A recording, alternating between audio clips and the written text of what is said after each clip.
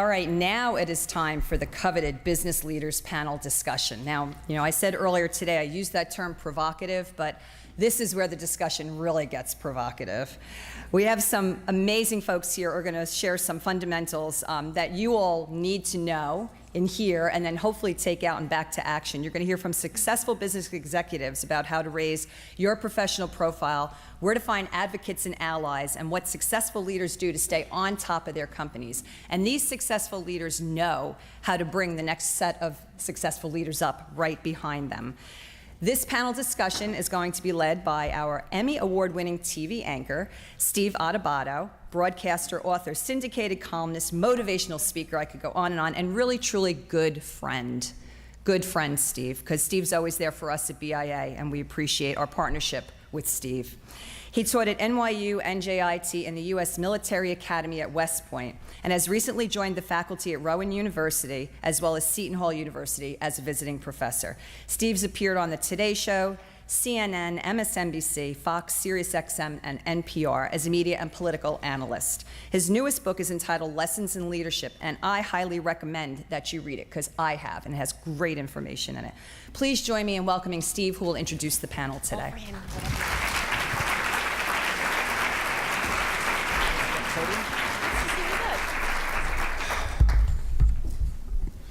Thank you, Michelle.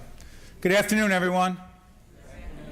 I'll do what my good friend Michellene Davis does when people give that kind of response. We're in New Jersey. And in New Jersey, we have spirit, we have passion, we have the kind of leadership traits that are admired, and there's some other reaction around the country. Good evening, everyone. Oh, no, excuse me, I moved to the night. We also get confused at times. But I'll tell you one thing I'm not confused about, a couple things. First, to Michelle and the team at NJBIA, I thank you once again for allowing me to be a small part of a big event. The energy in this room is extraordinary. The women who are here and the few men who are here, we will learn from the women who are here about leadership. We will learn about passion. We will learn, yeah, okay, you get it, you understand. My wife Jennifer told me 4 things I needed to learn from her this morning. As she's a successful businesswoman and mom. But that being said, I would be remiss. And what Ann shared, no one could replicate in talking about Karen, but I would be remiss if I did not say, particularly to the 3 of you, and I know I speak for so many people in this room, and I feel for those who will never have the opportunity to have known Karen, worked with Karen, learned from Karen. Ann said she was always there. It's an understatement. The funny thing about Ann, and it's not a Jersey thing.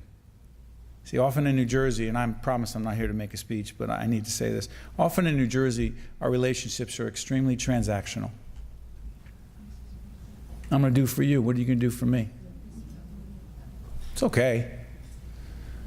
But the one thing that always struck me about Karen, and she must have appeared with us in public broadcasting at least a dozen times over 20+ years,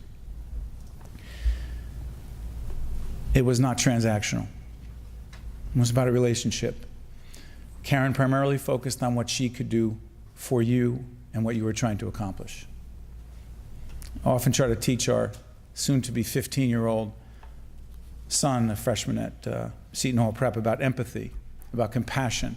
And he says, I'm going to be a leader, Dad. I'm going to run for student government president. I said, Nick, that's great, but understand it's not about you. It's about trying to give to other people, trying to find a way to help other people. And he looked at me as if I were speaking a language he hasn't learned yet. And I said, I thought to myself about this morning, that's who Karen was. She just gave. And so when either she asked or you knew she needed, it just seemed awfully natural or organic. We have a Whole Foods in our area, so it's I'm a ShopRite guy because they're a sponsor. But not that that means anything. So here's my point. One of the greatest attributes about Karen Franzini as a leader was that she had amazing empathy and compassion for other people. So when it came time to do something that she was involved in that helped other people again, it just seemed like the right thing to do. So I would be remiss if I did not say thank you for giving her to us for the years that she was in this state, and the state is so much better because of her. So in that spirit, there are other talented people that are with us here today that are going to talk about breaking into the C-suite, okay? And I imagine to some of the millennials who work for us in public broadcasting, they're asking, where is that suite and why do I matter? Why does it matter to me? Well, the C-suite is there, and it is not impenetrable, but it ain't that easy, particularly for certain people. And so we're here to have the most honest, candid, productive, meaningful conversations, which, by the way, my book, Lessons in Leadership, which I'm very uncomfortable promoting,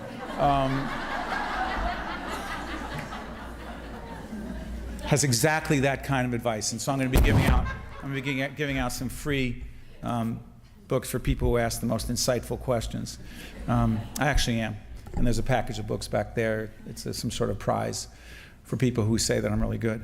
That being said, I'm going to introduce our distinguished panel. And the first person I want to introduce is a good friend. We have several underwriters and folks who support public broadcasting, but one of them is here. And I want to introduce him right now, Kevin Cummings, President and CEO of Investors Bank. Come on up, Kevin. Come on up here. And I would be remiss, and not that I acknowledge every funder in public broadcasting, but since I'm thinking banking, Linda Bowden's in the house from PNC. I just needed to do that. You know, I cover all bases, and she's a great friend. Speaking of, one of the most significant leaders who just happens to be a woman in this state who's recognized by so many in this room.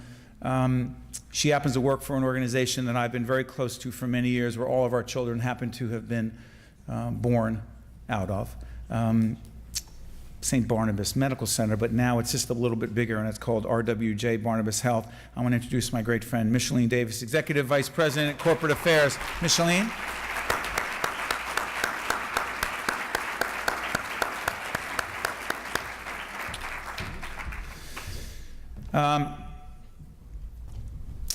There are certain men, Bernie gets it, Kevin gets it, just a few of us who are enlightened.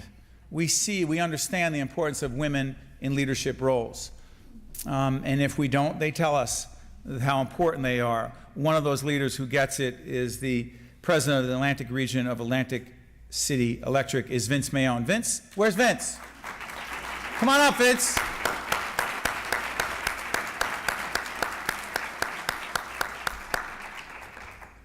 And finally, young woman I'm looking forward to hearing from. I've not met before, but I've heard nothing but good things about. Her name is Lillian Rodriguez Lopez, Vice President, put your hands together, Stakeholder Relations and Customer Pack Support, Coca-Cola North America.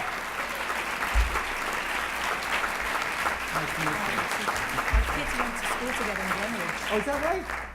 Excellent. And by the way, I'm a Diet Coke guy.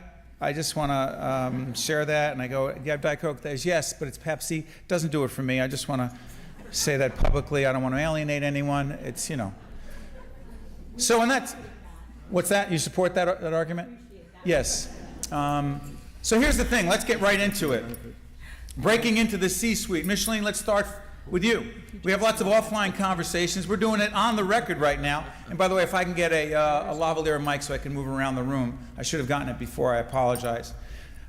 One of the keys to leadership is to blame other people when things, no, it's to take responsibility when things go wrong.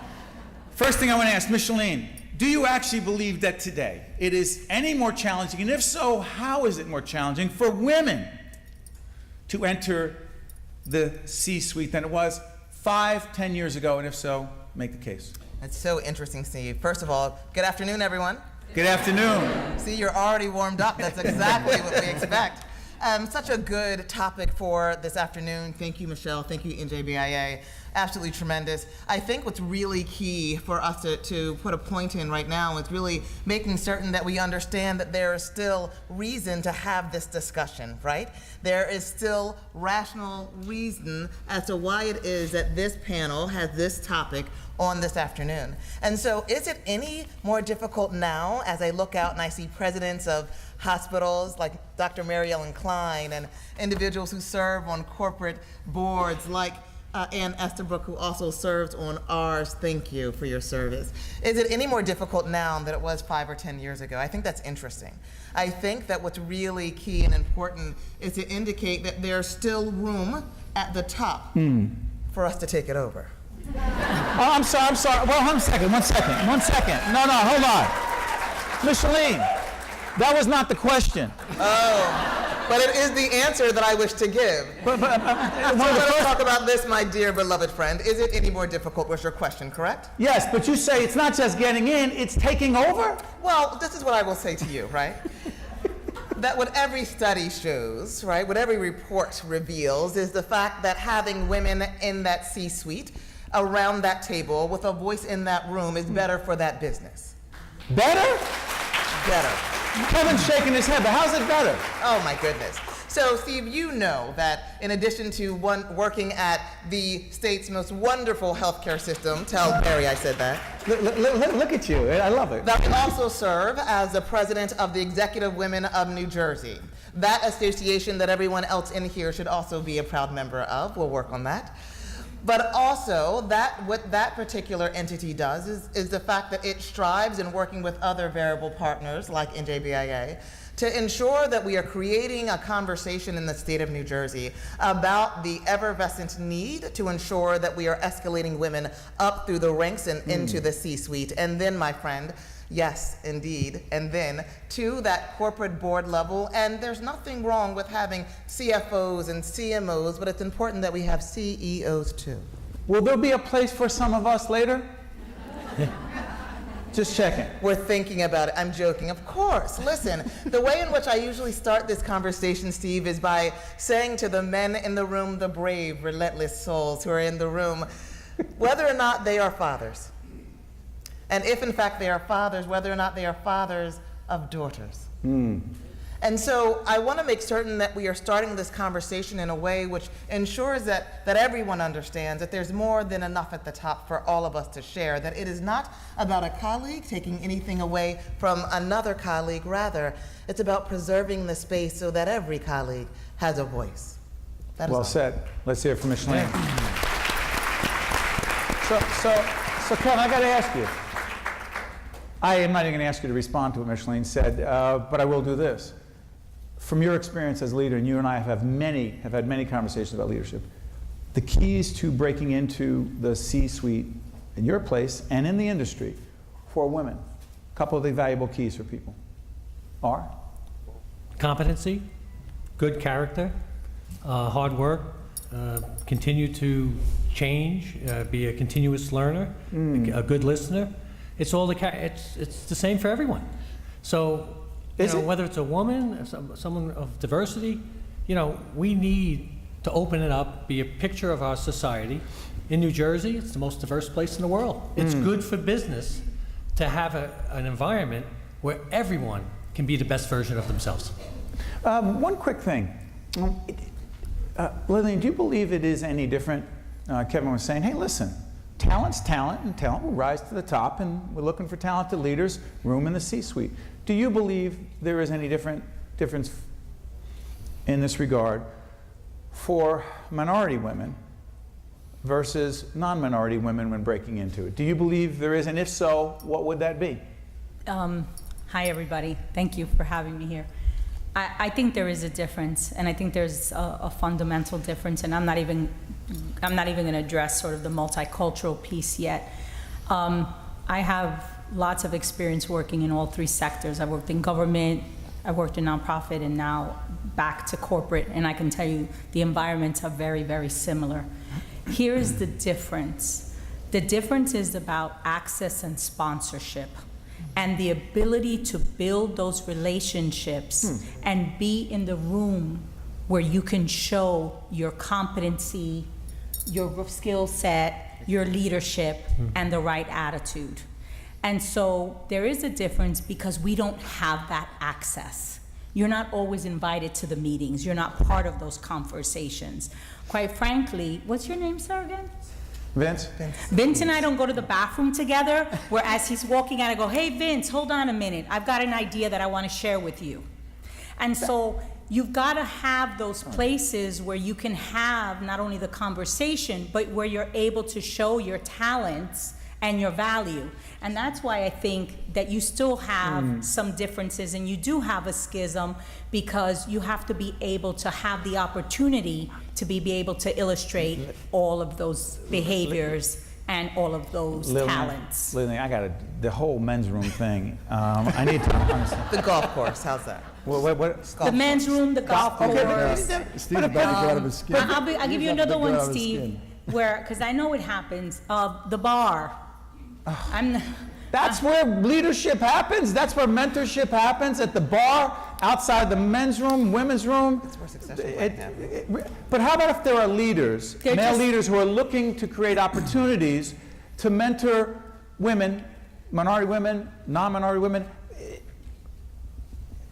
No? Wait, Vince? what's the question? The question, aren't there enough of us? Right.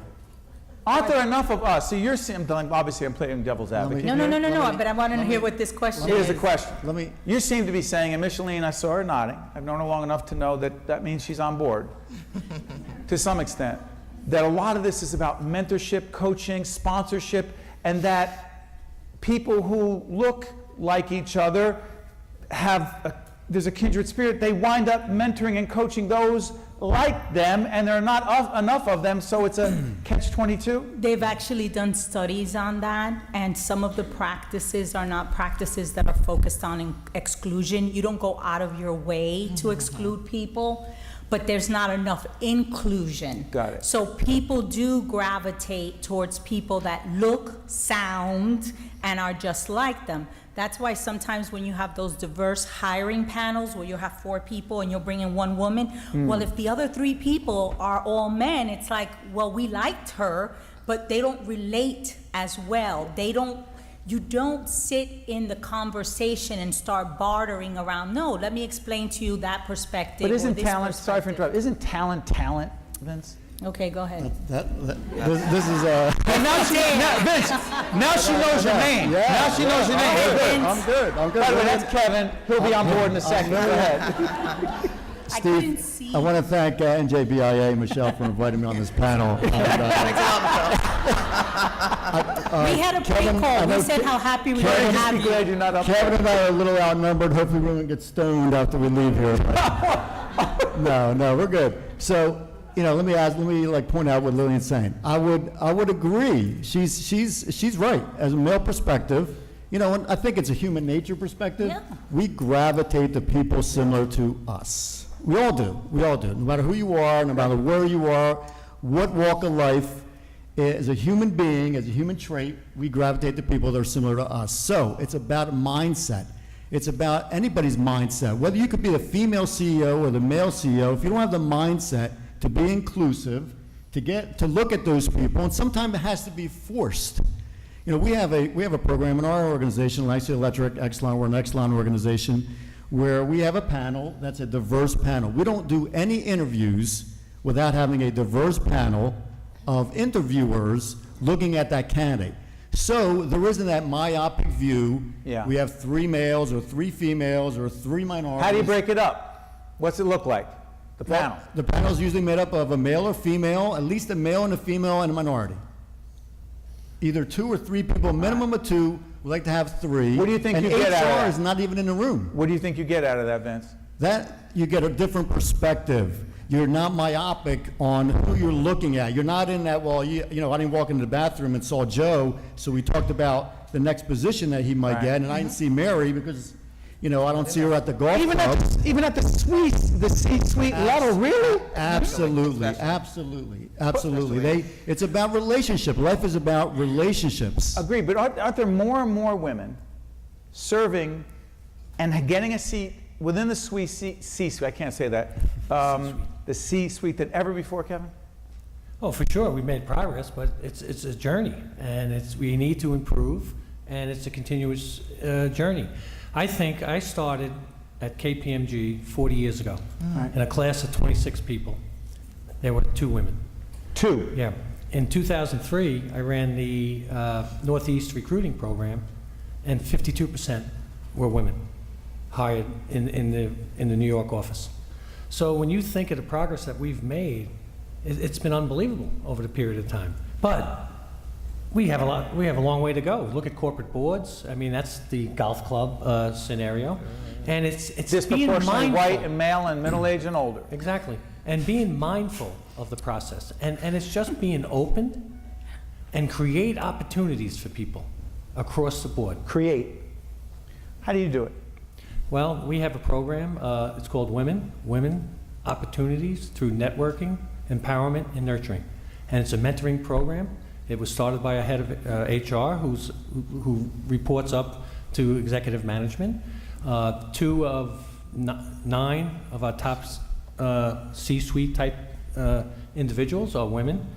33% of our senior vice presidents are women. And it's the most important thing, in this mentoring process. It's incumbent upon us as individuals to find a mentor. I mean, we have to take responsibility for our careers and find a mentor. When I was going up through the ranks with KPMG, I made sure, I used to say 5 minutes of brilliance.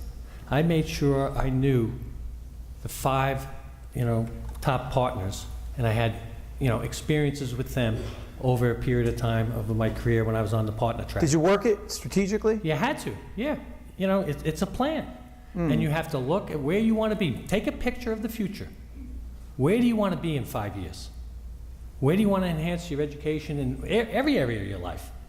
And put that plan together and look at it every day and get on that track. Michellene, did you have one or multiple mentors?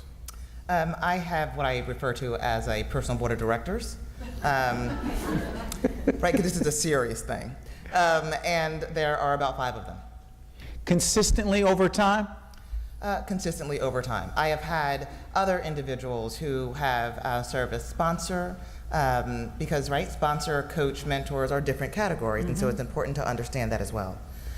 So I think it's an incredibly important thing, but Steve, because we're talking about this, I also want to make certain that we take a look at some of what we've heard already, right? So what's really important is, yes, having diversity at the table, comprising a committee, but it's also a really key point to take a look at why it is that studies show that companies aren't necessarily just increased at the bottom, at their bottom line as a result of having 1 woman on a board. Traditionally, it is about having 3 or more. There's a reason for that. That is because studies also show, they also evidence, that when you are the one and only, when you are the first, when you stand alone, when one of these things is not like any of the others, that you tend not to raise your voice as much. You tend not to literally lean in the way in which we encourage so many women to do. And quite frankly, what we also know as a result of these studies is the fact that oftentimes when you are the only woman, that when you make the most brilliant statement in the room, that is actually not heard by the other attendees in that room until it comes out of a man's mouth. Still? Why the applause? Steve, they're applauding because I would be remiss if we didn't acknowledge that, and we all know it, right? We know that It's the messenger? We know that absolutely the messenger counts. How many women in this room have been in a meeting, have been in an environment where you've said something, applause, and literally no one else has said anything? It's gone all the way around the table, and then John says it, and it's brilliant. How many of us? Too many. Okay. So listen, it's fair, but here's the issue, right? Because John is an active listener, and so he is brilliant when he listens. The issue is, some of this is tongue-in-cheek. We want to have fun with our great friends, but it's very real, right?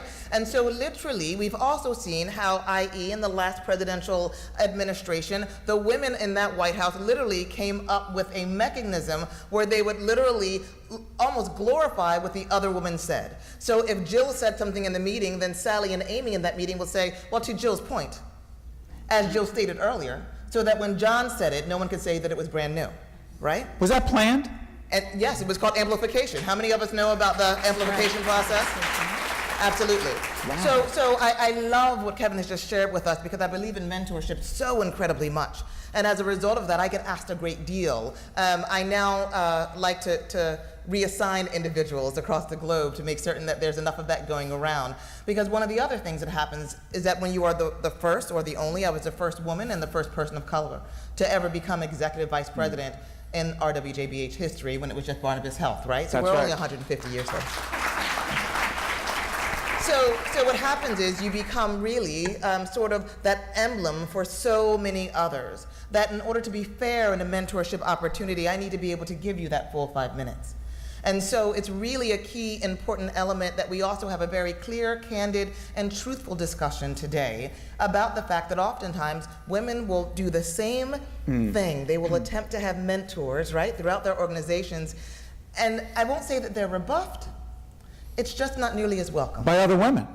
Not by other women. What I will tell you is that what I heard when they finally got to me was the fact that they attempted to create mentorship relationships, sometimes with other men. This is both within and outside of my organization, know that, Got it. right?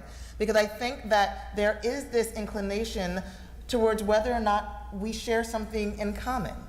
And oftentimes when individuals look at you, right, they see the package that you come in and not necessarily the purpose of your promise. So Michellene has opened up another interesting area that people in this room have dealt with, struggle with, think about. So I want to put it on the table. So my fascination with leadership, and in this great book, Lessons in Leadership, I talk about it. Great book. Some of it's around negotiation skills, but some of it's around tone, demeanor. Sheryl Sandberg talks heavily about leaning in. I'm going to use a couple words here. By applause, how many people consider themselves as a leader to be, at times, when necessary, quote unquote, aggressive? By applause, aggressive leaders, where are you? Aggressive. Got another word. I don't know if it's different. Proactive. By applause. Where are the proactive leaders? Now, some of the proactive leaders also say they're aggressive leaders, but here's what I'm curious about. The term aggressive, when it comes to women in leadership positions breaking through into that suite we've been talking about, I don't know. I mean, I gotta believe there are some folks that don't take too well to it, and I don't want to play a word game of semantics, but is it good to give advice? Is it smart to give advice? Vince, and I'll come back to you, Kevin, and everyone else, and then we'll open up to the audience. You know what? You need to be more aggressive. You ever say that to a woman? Well, I'm talking about in business, Vince. That's why in business, have you ever said, I apologize. Those years of Catholic school are coming back to me right now, and I'm thinking, Mike, you're laughing, but it's true. So you need to be more aggressive. Go Yeah, ahead. Steve, I have 2 daughters, and I tell both my daughters to be more aggressive, but more importantly, more assertive. Give me the difference. Assert themselves. Hold on, before Vince goes any further, by applause, how many people call themselves aggressive leaders? Assertive leaders, I apologize. Assertive. What's the difference?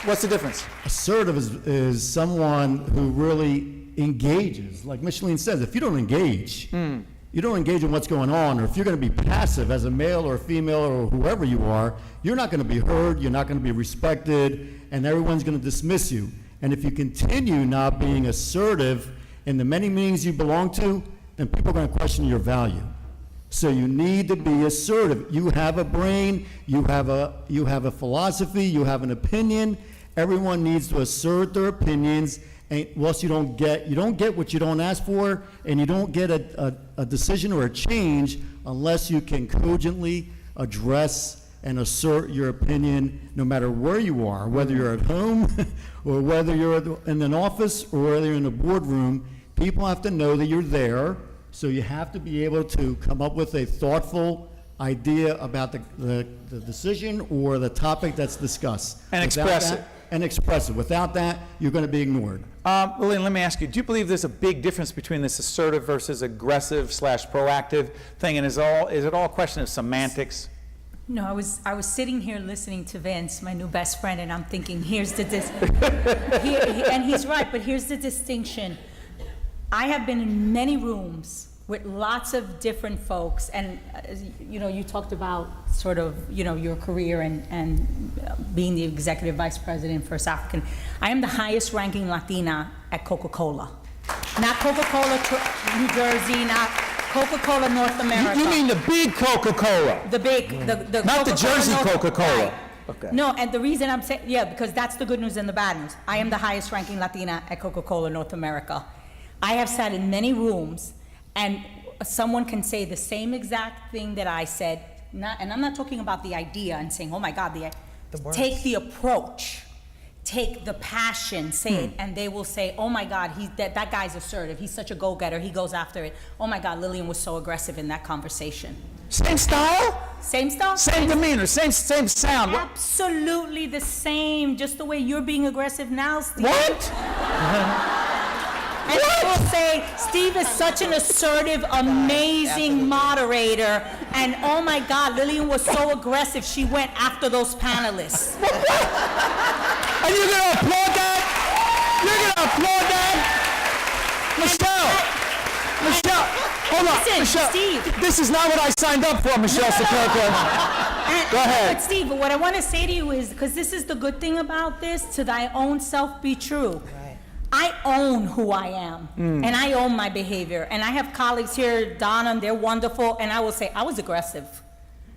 I saw something, I went after it. I saw something, I needed to correct it. I saw something, I made my presence known, or I made sure that they knew that I had a point of view.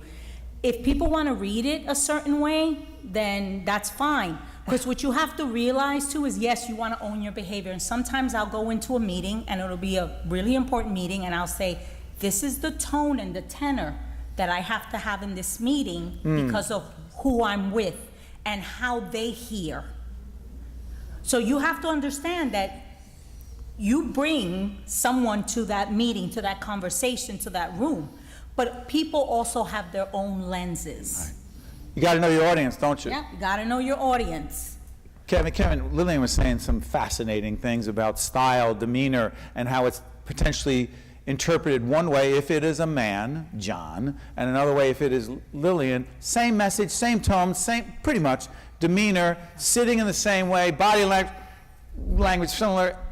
He's assertive. Wow, we need more leaders like that. Lillian, wow, what's up with her? She's really... She was aggressive in that meeting. Kevin, you... No, I think being confident. You know, let your yes be yes, your no be no. It gets down to character.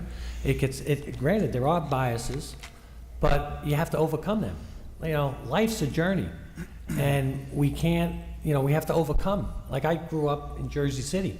I went to a school up in Vermont, Middlebury College. I was a fish out of water there, going to a school like that. And those challenges are your biggest opportunities. How so? Your difficulties, because it builds character builds perseverance, and that creates opportunities.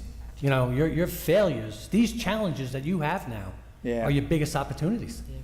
And there are unbelievable opportunities in today's, for women everywhere. I have two daughters. They both played sports in college. They had, great careers, MBA, all that good stuff. And I want them to, first and foremost, be a confident adult, not a confident woman. Just be out there and make a difference. And I want to add something here because of what you said, which is so insightful. You can also help people correct behavior. You can have those quiet conversations and draw someone's attention. I was chairing one time a coalition, and I was chairing it, and everyone else one other woman, she wasn't there, and all males.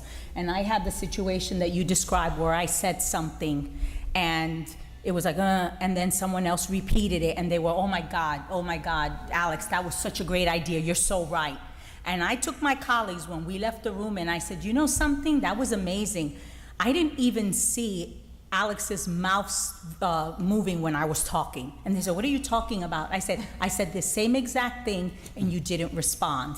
And they apologized to me. They said, we're really sorry. We didn't realize we did that. And I continue to chair this coalition for 3 years after, and I can tell you, it never happened again. Because I had the confidence to, quite frankly, demand the respect of the role. Demand it. And even the way in which you do that, so kudos to you. Can we give her a round of applause just for that? Yeah. I'm sorry. In the world, in my head, we applaud for each other all the time, right? When I leave my house in the morning, I'm waiting for them to be lined up in the street, just that it doesn't happen all the time. Yeah, one time Michellene said, be out there on the street and applaud for me when I get out there. It's amazing. There are other people there, but go ahead. I say that because of the fact that I work with such incredible colleagues. You sure do. Right? And we really do the work of the angels. And so as a result, I always say that I believe that folks should be applauding for them. What I will tell you is the fact that it is incredibly important to do that. It is also incredibly important that we master the way in which we do that, right? So that has happened incredibly frequently. Steve, you are very well aware that I've taken on a new portfolio aspect at RWJBarnabas Health, which really caused me to be a social change agent in a corporate environment. There are members of the team who are here who have seen some of the bruises as well. But the truth of the matter is that at the end, we're supposed to have bruises at the end of our life because they're supposed to be something worth fighting for. The interesting thing is that as a result of that, I've spent many times in rooms with lots of naysayers who, after the practice was developed and launched with resounding approval, then they wanted to kind of take it and co-opt it and make it into something that it was never intended on being. I realized that I could, right, reach back to my dear friend Kevin is from Jersey City. My dear friend Kevin, I'm from Camden. You can go old school on them. What would that look like? You're from Camden, I'm from Newark, he's from Jersey City. What would your instincts tell you in that situation when someone stole your great idea in the corporate C-suite at RWJBarnabas Health? What does your instinct tell you, Michellene? I've known you a long time, don't lie. I've also been a criminal defense attorney, so I'm going to plead the fifth. But I will tell you that there have been times when I've looked at colleagues when they walked into my room and said, oh, I understand. You've slipped and actually believe that these 5 degrees on a wall might mean something, separate and apart from where I actually come from. But what I've realized is the fact that it's a great teaching opportunity, and that if we do it with grace, right? Grace. If we do it with grace, there's actually very little that they can say no to. That if I come back to them in the traditional manner that I would have from my old days in the schoolyard, that then there's, right, the package that it was received in. It was the fact that not only was she aggressive, she threatened to fight me. It may have happened. Not to the best of my recollection. There was something about a window and people going outside of it, and I have no idea what they're talking about. Billy Arnold, you remember that, don't you? But you go with grace. Yes, but if you do it with grace, right, I smile a lot. I smile a lot. Really? Because I want to put the other person at ease, Steve, especially when the truth of the matter is that everyone has the right to their own opinion. They also have the right to be wrong. By the way, it also might be that. So that smile that you use right now on all of us, you use as a leadership technique, as a negotiating technique, as a to disarm. Absolutely. Absolutely. Are they disproportionately men? So they are only disproportionately men because they are disproportionately men in the hierarchical leadership of an organization, right? And so as a result of that, they wind up being men because that is really who makes up that composition. What's interesting about healthcare, and I'll just use this as an example, that the majority of the healthcare employee base across the nation and in this state is between 73 and upwards of 78%. Women. Absolutely. That's and we right. all remember Florence Nightingale. Women run into healthcare. But when we get to the hierarchical layers of an organization, as we go up that ladder, we see women as heads of, right, either neurology or cardiology or in administration, less and less. And so sometimes they tend to be disproportionately male because that is with whom I am interfacing. Question, real quick question before I open up to the audience. The smiling. As a technique in a tense meeting when it's going back and forth. If Kevin, if Vince, if Bernie or myself, if we use the same smile, would it have the same effect? Absolutely not. If you use the same smile, especially in speaking with the women, you are perceived to be laughing at her. And so I want to caution my wonderful friends because that's incredibly important. I also do not raise my voice in these meetings. I lower my voice to let them lean into me. They're going to lean into you? Because they need to hear what it is that I'm saying.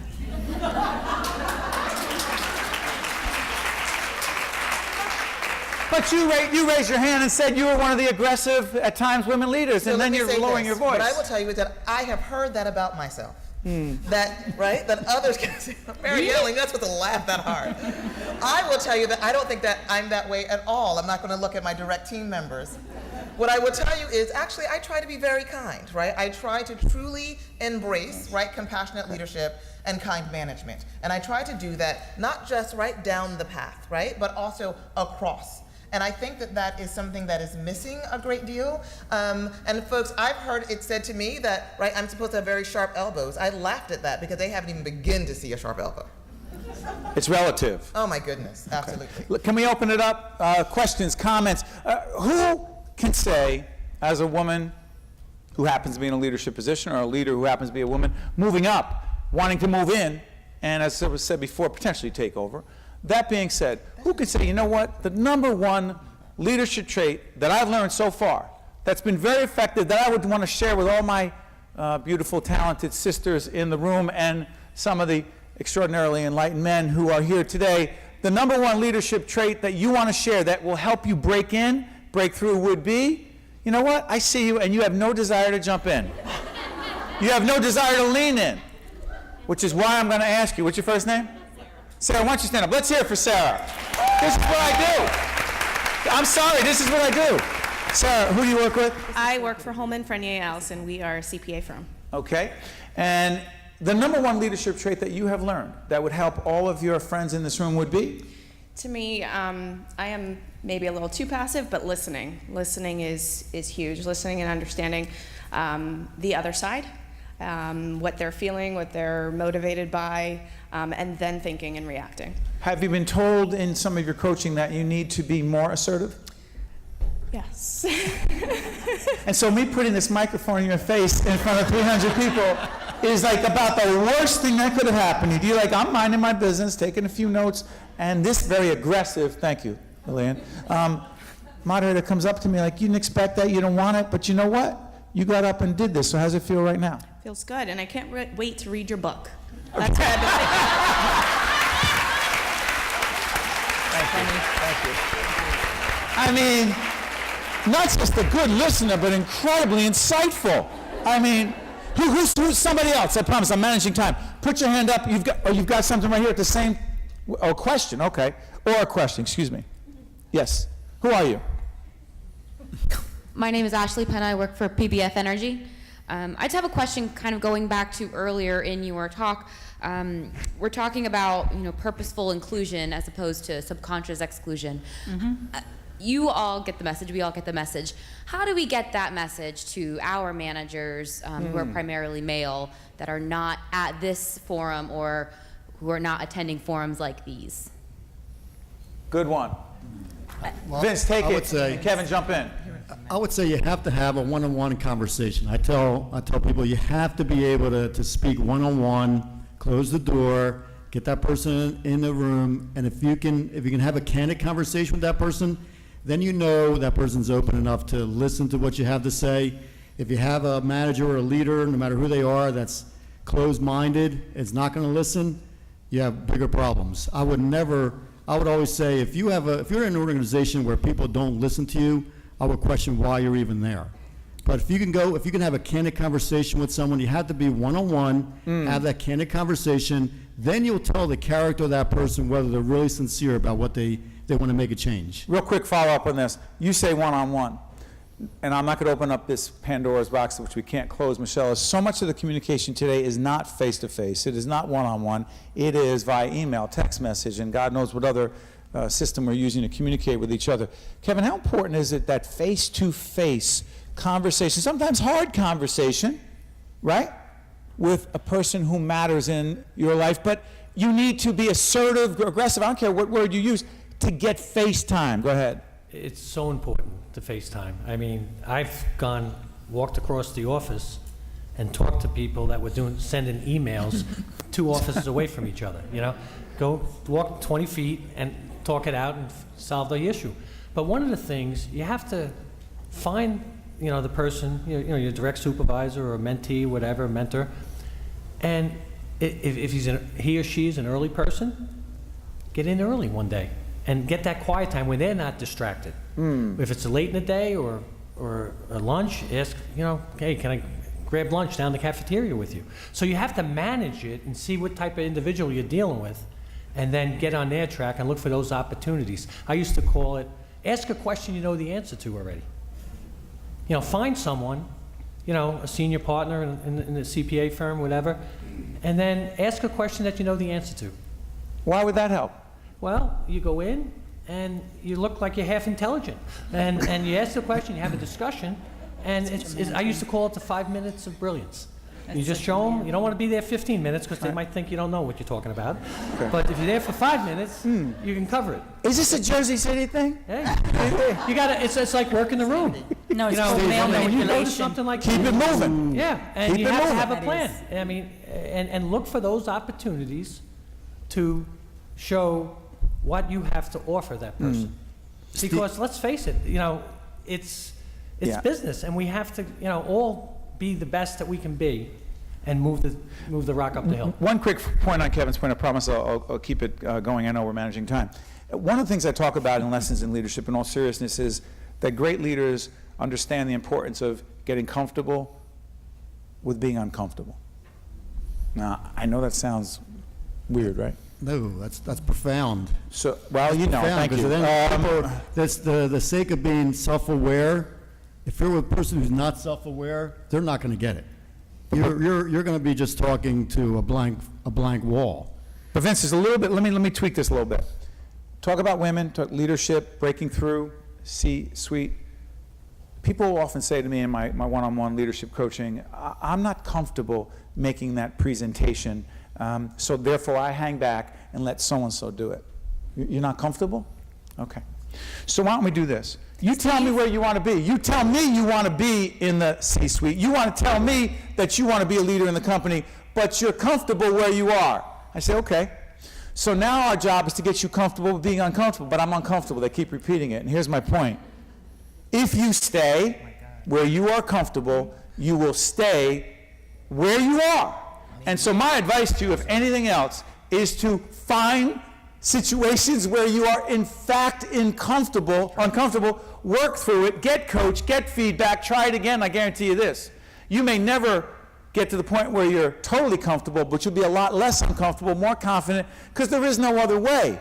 And so someone says, I'm waiting for someone to give me, no, take it, even when it's uncomfortable. Yes, Vince, and I'll come back to Michellene. Steve, I was going to say, I have spent my entire career being uncomfortable. My entire career has been spent putting myself into situations and experiences where I was stretching. And my entire leadership, and this is not just for women, but also for men, because I have mentored and sponsored quite a few young men in my career, has been putting them in situations where they were uncomfortable. And I used to tell the teams, the best thing that could happen to you and the worst thing that could happen to you is for you to tell me that you don't know how to do something or you don't like to do something, because that's the very next thing you're going to do. Whether it's make a presentation, That's right. work on a budget, organizing it, whatever it is. Work that with you so-and-so feel- who you don't like. That's your next developmental opportunity. So, I just wanted to just put that in there as, Steve butterflies Steve, around the room. If I may, I'm sorry, I just want she said butterflies. I heard. I'm trying to ignore it, but go ahead. That's what they call when you move through the room like that. That's what you I'm in call public it. I was affairs. certain that he knew that he was in the same sense with butterfly. In the neighborhood I grew up in, Newark, trust me, they didn't call it butterflying across the room, but go ahead. That's okay, because you know what? You're from where you are. I'm from the Bronx. Okay. Oh, hold on.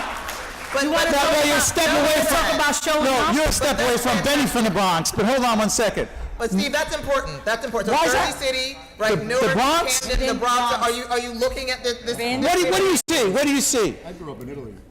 Well, he grew up in Italy, which is right tough. Probably Naples, but go ahead. It was Naples. I knew it. Go I ahead. think there's something to be said for the fact that there's a toughness, right? That there's an inherent character element of these types of neighborhoods, these types of communities that literally say that the door may not be open to you, it is up to you to knock it down. I think anything that is not growing is dead, right? And so when we talk about the fact that you've got to be uncomfortable, you've got to have an opportunity to stretch. You've got to have an opportunity to stretch. If you do not, you have no idea what greatness is inside of you. That's right. To the young woman who asked a question about, so how do we begin this dialogue in an environment, right? So I created the RWJBH Women's Leadership Alliance. How many people are here today from, right? You're here? So here's the thing. When I first began talking about it, it's really key that you don't approach them in a manner which makes them feel indicted, right? If in fact you say, hey, you have nothing in here for women, they're going to look at you like, so? Right? We don't need it. What I heard time and time again was, I don't think anyone's going to be interested in it. I think it's generational because I was so young. Still am young.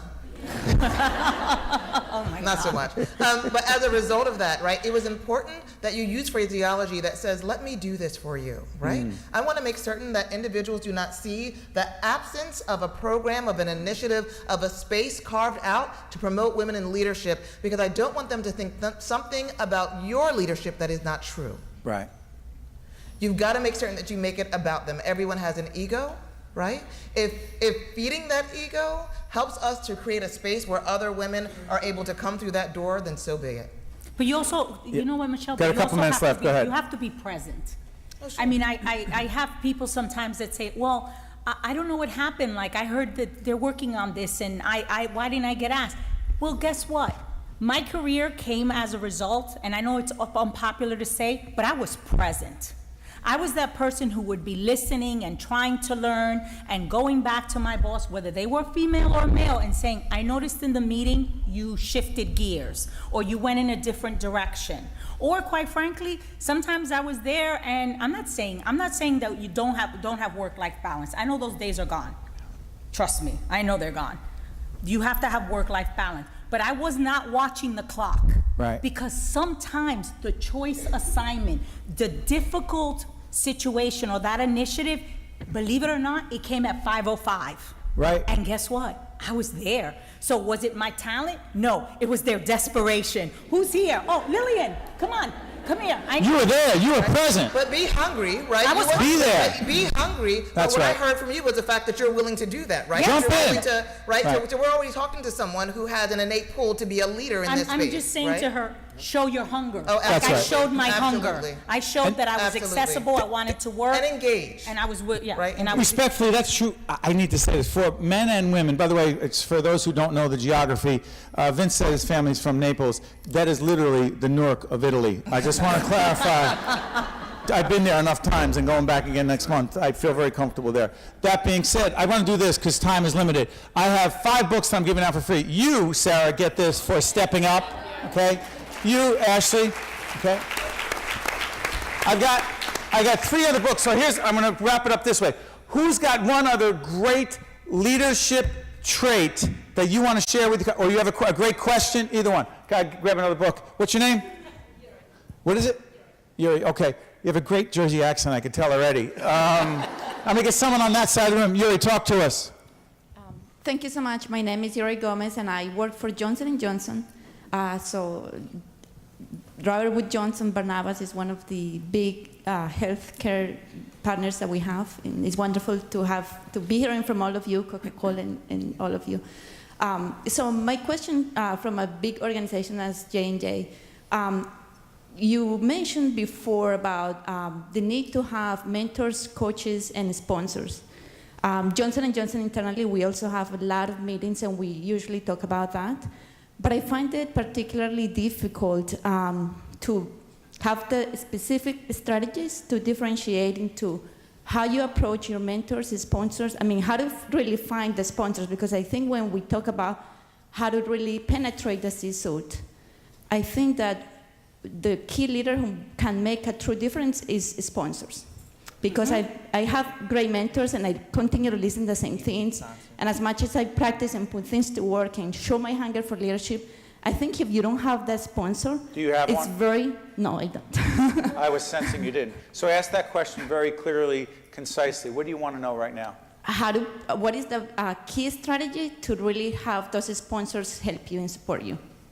Well said. first of all, you have to identify someone within your organization that you can develop that relationship with and who is willing to sponsor you. That's the thing about sponsorship. Someone has to recognize, you have to build that relationship, you have to be recognized, and then they have to be willing to take you along in your career. I've had many mentors, and those are the folks that I go to and I bounce ideas off or get guidance from. My sponsor puts me in the right events, right scenarios, right meetings, and make sure make sure that I'm having the right conversations, Got it. you know, at the levels above. I got another one right here. Yes, young lady right here. Yes, stand up. Who are you? Shelley Gillis from New Jersey Manufacturers. You have advice, or, oh, you're from NJM? Yes, I am. Okay, Bernie's here, go ahead. Yes, I know. And he's familiar with me asking questions. Go for it. I attended the convention last year, and first I'd just like to thank having such a diverse panel, because I think those different voices and having minority women, which speaks to a different component than just men and Well women. said. There is a different dynamic to that as well. The question I had that I think came up last year, and I'd be interested in hearing the answer from this panel, is for those who are at middle management, who our skills, our expertise, our competency got us to this level, but we have not yet broken through that next level. What are those tips or tricks? I think sponsor may be one. That sounds, you know, something I feel probably is lacking in my career as a sponsor. But are there other things that create that additional level of visibility to break you out of that middle management into the next levels? Also, by the way, this is You Are the Brand. It's just as good as the other one. It's the book before. There's secrets there you can't find anywhere else, but that's not about me, it's about you. Kevin, jump in, please. Sure.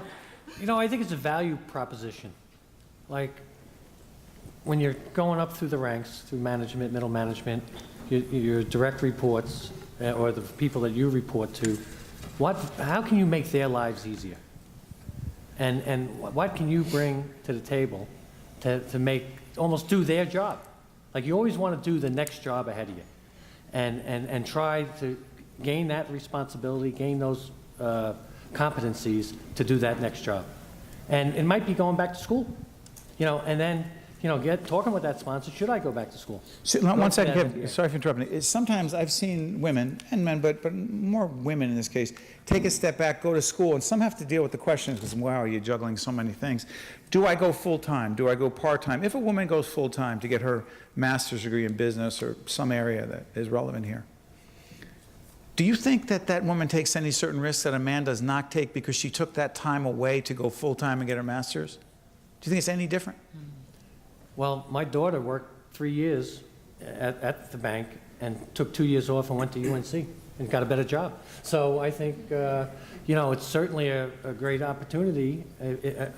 We emphasize a program where people have go back to school, go to Rutgers, go to Montclair State, and go for their MBA programs, and we sponsor people. And it's a program where we encourage, you know, throughout the organization. We have some tremendous success stories, you know, as a result of that. Well said. Michellene, because I want to ask one more question about work-life balance before we finish up. You know, that easy thing? Go ahead. Very quickly, I'm sorry, because the truth of the matter is that it is different for women of color, and I don't want us to, right, I would be remiss if I sat here and we were to pretend that that is not the case. One of the best tools that you could have received, actually Steve just gave you in your hand, in that book, You Are the Brand. Look, I hate saying this in front of him. He really does etch out unique opportunities for you to develop something that so many individuals do not truly take the time to dedicate an investment in, and that is in developing your own brand. You cannot be afraid to be the unicorn. You really honestly have to find, so what is it within my institution, within my organization, within the department that I am, my unit, under the direct supervision of this supervisor, that this group does not offer? Be that value. Work that value into your own brand. Right. Become a niche writer in that segment, right? Establish your own name. Your company sees that then as a feather in their cap, right, because you are their employee, but the rest of the world wishes that you were theirs. So let me Final comments? Go ahead. Let me add to Michellene. I mean, that's absolutely true, and I have to confess, I was never a brand person for myself. I never was out there promoting who I was, so I know it's difficult for a lot of people to be self-promoting, but you have to be out there. I just thought it was a meritocracy, so if I did the best job, I get those opportunities that came my way. That's right. Because people saw that when they gave me those opportunities, I did a half-decent job. That's so right. I'm sure people are seeing that, but there's always that missing opportunity, or that you feel like you've been, you're pigeonholed or you've reached a plateau.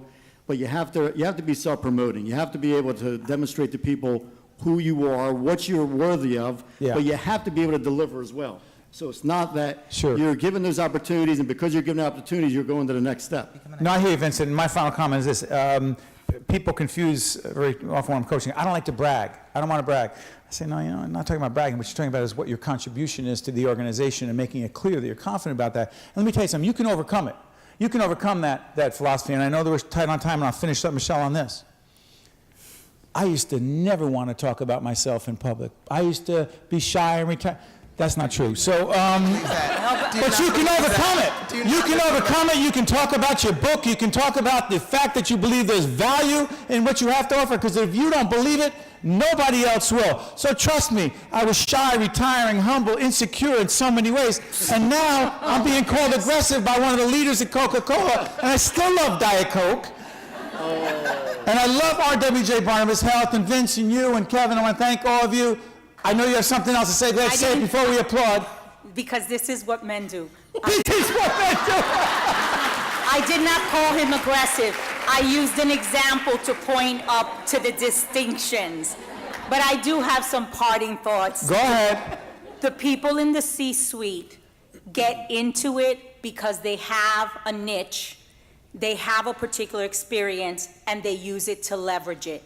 But as you go through your organization, the more experiences that you gather, the more diversity of skill and competency that you have, that's what they're looking for. So just remember to kind of keep adding skills and talents and competencies into your toolbox, because that's ultimately what happens at the highest level. People may start in sales, or they may start in marketing, or they may start in administration, but they don't end there. They have to have a really broad-based skill set, because you have to be able to show that you're able to be strategic, a great communicator, make those hard decisions, watch the bottom line, and then obviously manage the enterprise across all of its facets. On that note, please join me in thanking this very assertive and proactive, great leadership panel. That's beautiful. Look at this. Look at this. And I would be remiss. If I did not ask you, while you're in the mood to applaud and stand, to say thank you to Michelle Sakurka and the New Jersey Business and Industry Association. It's been an honor to be a part of this great event. Thank you so much.